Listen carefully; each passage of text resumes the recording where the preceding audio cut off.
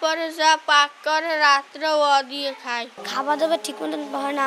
শুক্রবার দিন একটু ভালো বের হয়, যেদিনকে সেদিনকে টাকা হয়, সেদিনকে হুজুরে গোস্ত খাওয়ায়।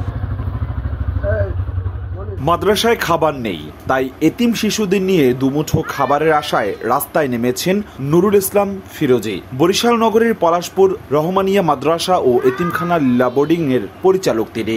মানবতার ফেরিওয়ালা হিসেবে নিজেকে জাহিরে ব্যস্ততারও শেষ নেই তার।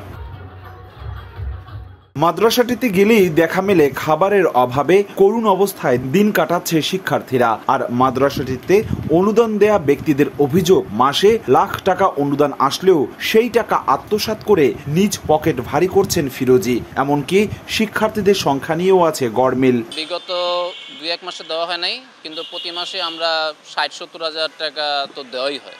কাগজে কলমে মাদ্রাসাটিতে শিক্ষক, কর্মচারী ও শিক্ষার্থী মিলিয়ে সবসহ 63 জন, তবে বাস্তবে 25 থেকে 30 জনের বেশি নয় বলে দাবি স্থানীয়দের। শিক্ষার্থীরা জানান, খাবারের অভাব দেখা দিলে ভিক্ষাবৃত্তি করতে নামেন তারা। আর এত সংকটের মাঝেও পরিচালক নুরুল ইসলাম ফিরোজের 5ম শ্রেণী পড়ুয়া 4 ছেলেকে এতিমখানায় নিয়োগ দেওয়া হয়েছে বিভিন্ন পদে।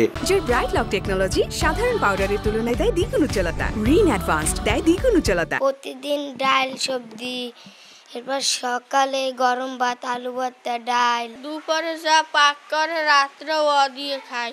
শুক্রবার দিন একটু ভালো বের হয়, যেদিনকে সেদিনকে টাকা হয়, সেদিনকে হুজুরে গোস্ত খাওয়ায়। আমি 5 পাস, জেনারেল লাইনে 5 পাস।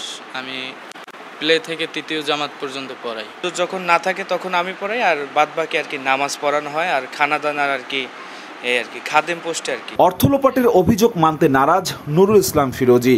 এমনকি সময় সংবাদের কাছে মাসে লাখ টাকা অনুদান আসার প্রমাণ থাকলেও তার দাবি 30,000 টাকা অনুদান পান তিনি। আল্লাহর এক বান্দা, সে প্রতি মাসে 20,000 টাকা দেয়, এবং ঢাকায় আরো 2টা লোক আছে 5-10,000 টাকা দেয় মাসে। এই হলো আমার বড় অনুদান। এছাড়া আমার কোনো বড় অনুদান বা এভাবে বড় আমার কোনো কিছু নাই। মাদ্রাসা পরিচালনা কমিটির বক্তব্য পাওয়া যায়নি। সমাজসেবা অধিদপ্তর জানিয়েছে, কোনো ধরনের অনুমতি ছাড়াই এতিমখানা ও মাদ্রাসা খুলেছেন নুরুল ইসলাম ফিরোজী। আমরা এই বিষয়টি জেলা প্রশাসনের সাথে আলোচনা করব এবং আমাদের পর্যায় থেকে যেটুকু সহায়তা করার তদন্ত সহ আমরা যথাযথভাবে ব্যবস্থা নেওয়ার চেষ্টা করব। স্থানীয় একটি মাদ্রাসার খাদেম থেকে 2016 সালে হঠাৎ বরিশাল নগরের পলাশপুর এলাকায় রহমানিয়া মাদ্রাসা ও এতিমখানা লীলা বোর্ডিং প্রতিষ্ঠা করেন নুরুল ইসলাম ফিরোজী। 4 ছেলেকে নিয়ে মাদ্রাসা ও এতিমখানা প্রতিষ্ঠার পর আর পেছনে ফিরে তাকাতে হয়নি তাকে।